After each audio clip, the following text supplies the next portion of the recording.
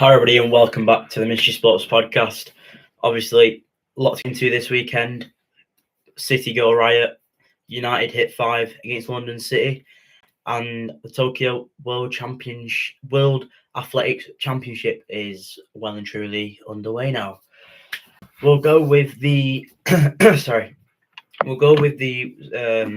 World Athletics Championship at the moment. So, just a quick overview of what the table's looking like and what the medal system is looking like at the moment. So you do have, why is this not straight? There we go. So at the moment we do have USA in first place at the moment with 5 golds, 1 bronze, 6 medals in total. Then Kenya with 2 golds, only 2 medals at the moment. So I don't know if a lot of people know how this works with the athletics and the Olympics and stuff. Whoever have the most golds, basically, that's the list that it goes, the first, second, third. So obviously Kenya with 2 golds there. Then you have Jamaica, Canada, France, and Spain, who all have 1 gold medal each. However, Jamaica are third with their 2 silver medals that they have got. Then you've got Canada on 1 gold medal, France on 1 gold, and Spain. Then joint 7th, you do have Ethiopia and Italy. So they haven't won a gold medal at all. Both have won 2 silvers and 1 bronze each, so 3 in total. So it's just a quick overview of what's happening there. And later on, early hours of in UK time, that's when it tends to kick off. Obviously, with with Tokyo obviously being a few hours ahead of us. So that was just a quick athletics chat there. Just a quick mention as well. I saw the people's comments, so I think someone called Jake and an Ipswich fan possibly. See, I did see your comments, and I definitely do acknowledge them, and I am thankful for those. I will definitely be responding back to those in a future episode. So maybe possibly this week, this up and coming fixtures of this weekend, I'll talk a bit more about the championship. Obviously, we don't know if a lot of you know that the Sheffield United manager Ruben Sells has been sacked, and Chris Wilder coming back into Sheffield United again possibly will be on the agenda for them. I do think he probably will come back. He tends to go back to Sheffield United. But we'll see what happens there, obviously. And we'll do a bit about the newly promoted side as well. So obviously a bit of chat about Sunderland, a bit of chat about Leeds and Burnley. Obviously Burnley unlucky this week to obviously lose to Liverpool 1-0 very late on there. Then we'll go to WSL. So match day 2 of 22 for the Women's Super League. I mean, Arsenal beat West Ham 5-1. City beat Brighton 2-1. You got Chelsea winning 3-1 at Villa Park. Then you've got United today going 5-1 against London City. Leicester with a man down, won 1-0 against Liverpool.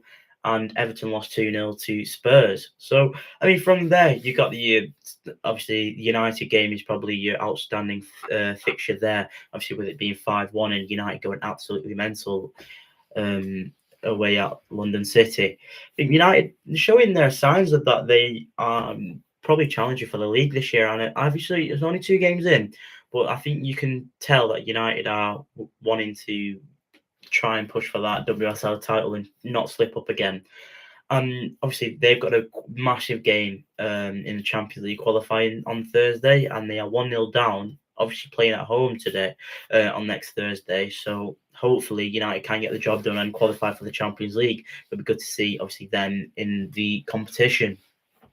Obviously Leicester winning 1-0 with a player sent off. I think it's good from Leicester, obviously, to kind of graft and get that win there, and you can't fault them. Liverpool off to a really poor start in the season, losing 4-1 at Anfield against Everton, and then now obviously the 1-0 defeat to Leicester. So not the best of starts for them. Then that's the league table, how that's looking now. Let's just get it up on here. So United are sitting on top, obviously 2 wins from 2. Goal difference is 9. Same with Arsenal. They're just there. Goal difference is 8. Arsenal's is 7. Chelsea and Tottenham also on 6 points. Chelsea are on 3 and Tottenham are on 3 goal difference as well. Then you've got Everton 5th, City 6th, and Leicester 7th. So they're all on 3 points. Just goal difference is the gap between there. Then you got Brighton 8th, Villa 9th, Liverpool 10th, West Ham 11th, and London City 12th, rock bottom of the league. I mean, I don't think this is a true reflection of how the league will go this year. I do think that United could definitely slip up at any point. I also think Man City will get like some momentum and start kicking on and get winning quite a few games. Villa especially as well, obviously not won this year. I do think that Villa will manage to get a win somewhere, probably the next game week maybe. But yeah, so that was a good weekend for Manchester United and Chelsea and Arsenal. We'll do a quick Premier League review. So the Premier League was a very, very interesting week. Obviously, I know everyone, especially my mates, will be saying, look at the City game. We'll get on to that after. But first, obviously, Big Ange come back with a big loss. 3-0 to the Arsenal. Not much you can really say. The Arsenal were just fantastic. Zubimendi looks absolutely world class. What a goal! And there's a lot of development that needs to be done at Forest, but we'll see what happens. Arsenal looking strong. So the Bournemouth 2-1 win against Brighton, derby there. I think that game was a very good game. Just one team was going to win it, or it would have been a draw. So Newcastle 1-0 against Wolves, the new signing. Obviously, he scored. I cannot pronounce his name to save my life, so I'm not going to try and pronounce it and embarrass myself on the stream. So, obviously, the new signing does score. Good start for him. Good start for Newcastle now. Villa versus Everton. Villa still have not scored a goal this entire Premier League. Still absolutely surprises me how they have not scored. I don't know. Is Emery under the cosh? Is Emery under pressure? Is he going to get sacked? Who knows? I think he won't get sacked. I think you've got to give him time. But it's not looking good. If they've not scored in any of their games they've played this year. It's quite poor for Villa, especially when you've got Watkins there and Rodgers. They've not done much, really. See, then that was 0-0. Then another 0-0. Palace versus Sunderland. Sunderland, very, very well done. They did a very, very, very good defensive masterclass there away at Selhurst Park. Crystal Palace deserved to win that game, but Sunderland, fair play to them. And then another game which I thought was going to end in a draw, Fulham versus Leeds. It was 1-0 to Fulham. I think the goal that Fulham did score, I just think it just shows that kind of that experience that Fulham do have in the Premier League and how the differences between a side that's just newly promoted in the league to who have been in the league for a good amount of years now. Then the London derby, West Ham 0. Tottenham 3. Huge statement by Tottenham and a huge statement by West Ham, I think. Obviously, Souček getting sent off there, and I think West Ham, Graham Potter, I think he will be under the firing line, massively under the firing line. I'm not sure what will happen, but there's a lot of pressure on him. See, then you go into Brighton versus Chelsea 2-2. Brilliant game for anyone, a neutral watching that game. You see Chelsea winning late on, and then Carvalho comes on in the 90th minute and then just scores that equaliser. Brilliant football. And then today, see Burnley with a man sent off, losing 1-0 to Liverpool. Very, very unlucky. Especially Hannibal Mejbri. I love him, obviously ex-United player. Unfortunate that he's obviously done that. He gave away that penalty there so late on. I think it's quite harsh on him, obviously. He's trying to defend and stuff late on in the game, trying to salvage a point there. And then, unfortunately, he just gave that pen away. And obviously, Mohamed Salah, everyone knows how prolific in front of goal he is. And obviously, took it away. Good for my FPL, but not for the league as a United fan. And then, obviously, the main one. Oh, where do we start, hey? 3-0. Manchester City versus Man United. I got a lot of hate. Not a lot of hate, sorry. I got a lot of stick from people saying that United aren't going to win this. United aren't going to win.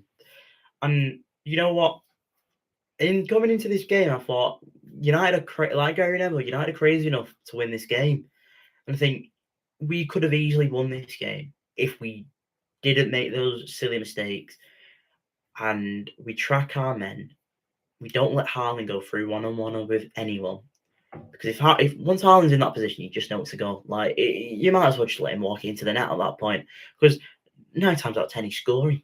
Like I've never seen him miss from them kind of situations. I'm just disappointed really with United. I think United should just done much better. We were very poor, very poor. We couldn't play passes. We couldn't take a shot. We couldn't finish. And Mbeumo looked really good, but how many times do I need to be saying this? And Mbeumo looks really good, but the scoreline doesn't reflect the game.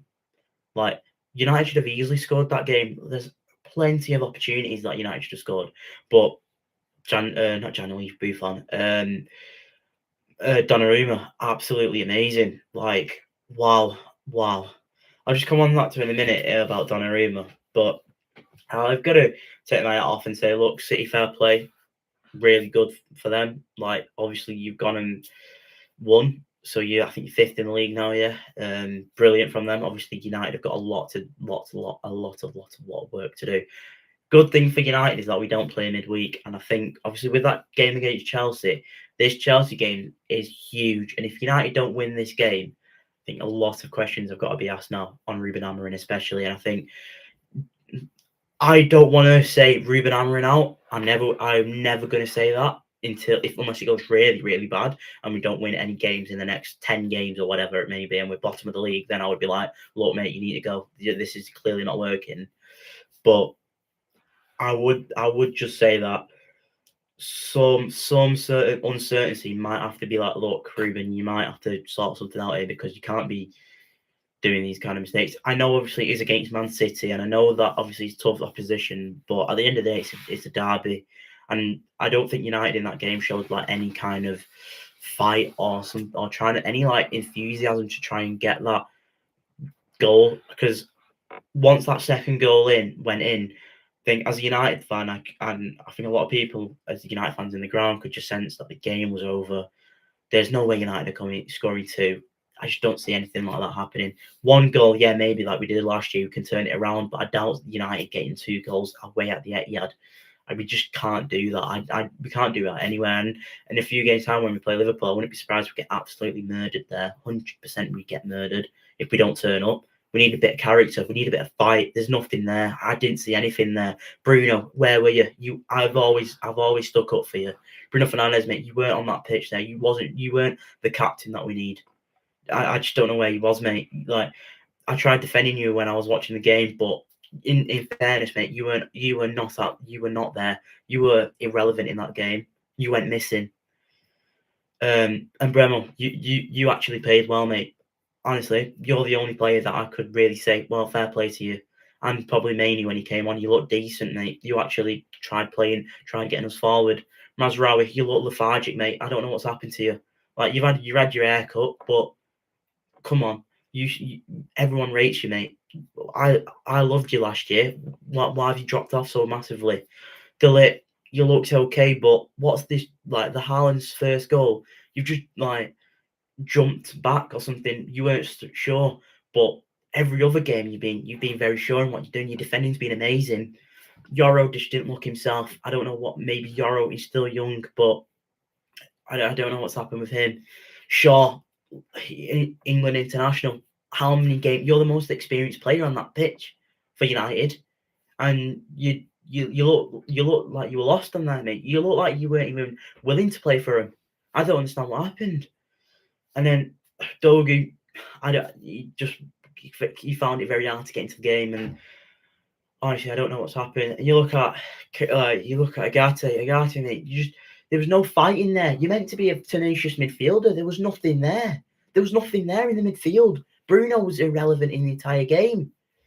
Then Ahmad, you tried doing little bits, but my God, you gave the ball away so much. Ahmad, mate, you used to be amazing, or you still are that amazing player. I still believe that. But where was that kind of flair that you have, like the 1-2s with Mbeumo, Mazraoui, Bruno? Where was that in the game? It wasn't there.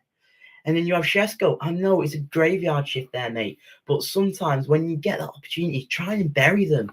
Like, I know he doesn't get many chances, and I will always defend any striker who plays for United, because if you're in that number 9 role, there is nothing there for you, mate. Whoever plays in that position, could be Cristiano Ronaldo, different exception. It could be Haaland, and I don't think Haaland scores gets as many goals as he does for Man City, because whoever plays in that number 9, it's a graveyard shift. You don't get any service at all, and even if you do, I feel like you need to be taking them, or you need to at least get them close. Obviously, I don't think Šeško had a much involvement in the game, but come on, soon in the past, even against Burnley, you should be scoring certain goals. And I know obviously it's new, and I know I shouldn't be getting on the back and getting frustrated at him, but losing 3-0 away at City, you just get all this hate from every City fan, and you know what? We deserve it, because the team went out there and just got absolutely humiliated. It was embarrassing to watch us. Embarrassing today, especially when you get the chance where they've just gone and scored 2-0, and then they go through again. Haaland hits the post, and they look like an absolute bunch of clowns on that pitch there. A bunch of clowns. Honestly, I don't understand how you can play this bad. Like Arsenal, we played very well. Where was that kind of togetherness there today? You know it's going to be an hard game. You know it's going to be difficult. No battle. You're a team. You're Manchester United players for a reason. You want to play your heart out for the club, and you're not doing any little like challenges to get in there. Try and put Haaland off when he's through. Shaw tries putting him through. What's he doing? Shaw's like a feather to Haaland. Haaland just shoved him off like it's nothing. I honestly don't believe anything that I watched today. It's disgusting, really bad. And do you know what?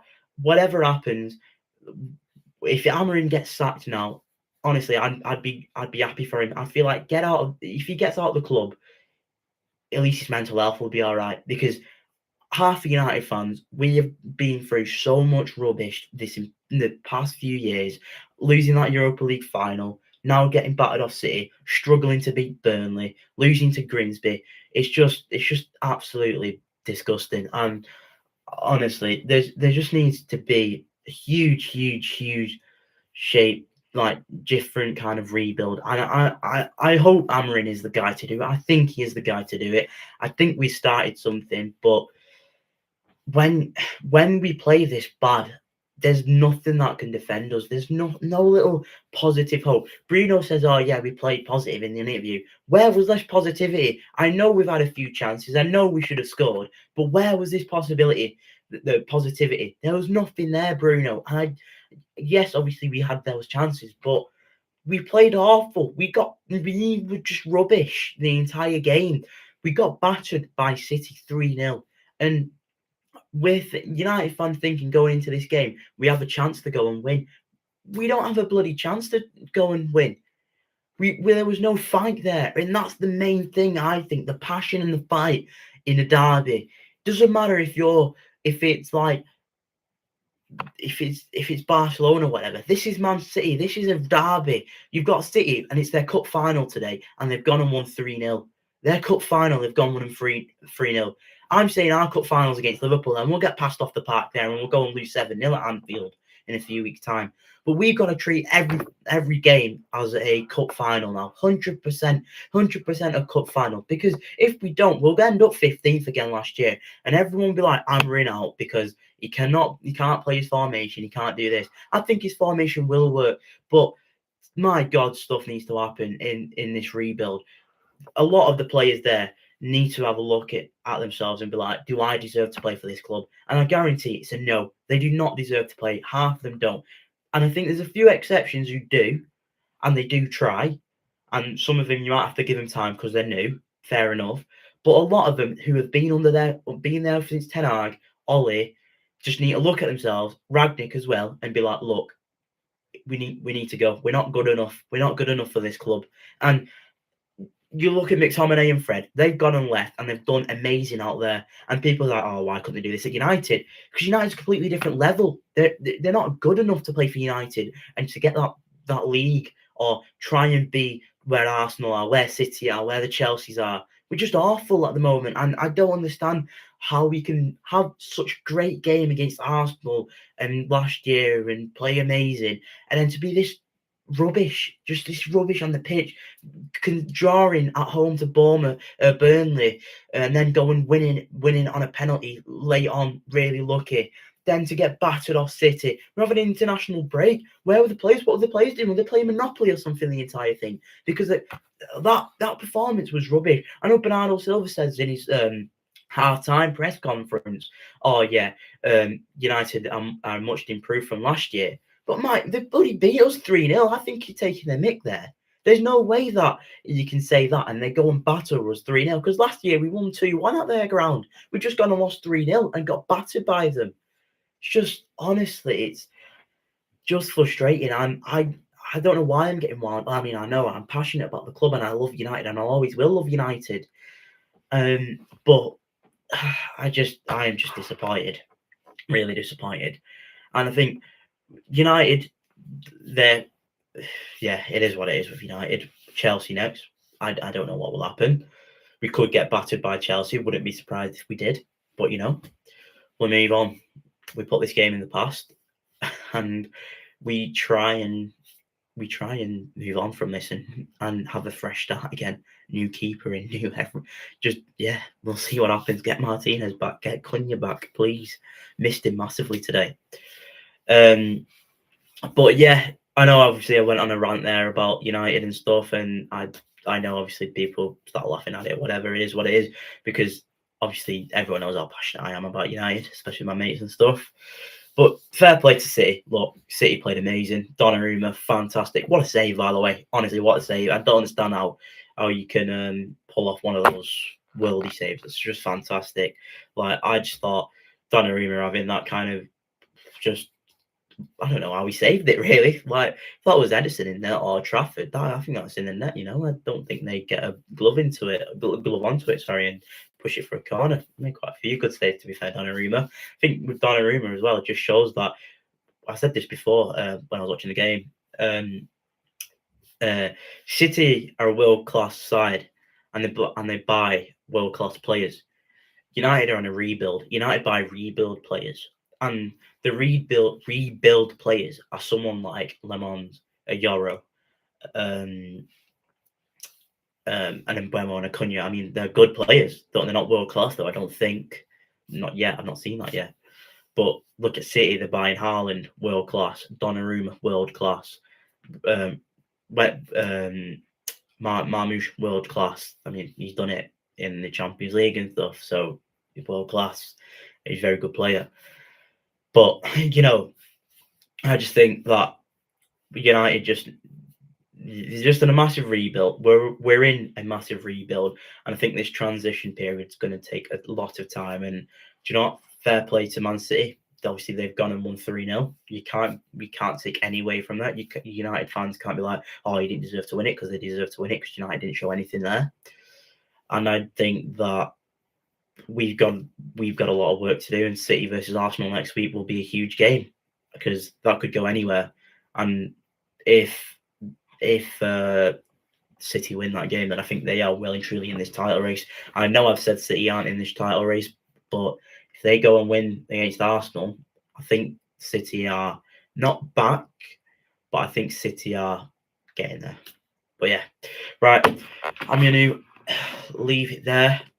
Get some sleep because I am losing it with this team. But yeah, hope you had a good weekend. Obviously, if you're a City fan, well done. If you're a United fan, let's go into hibernation for a few days and let's build some optimism up for the Chelsea game. No, just joking. But yeah, hope you all have a good week and we'll catch you in a bit. See you in a bit.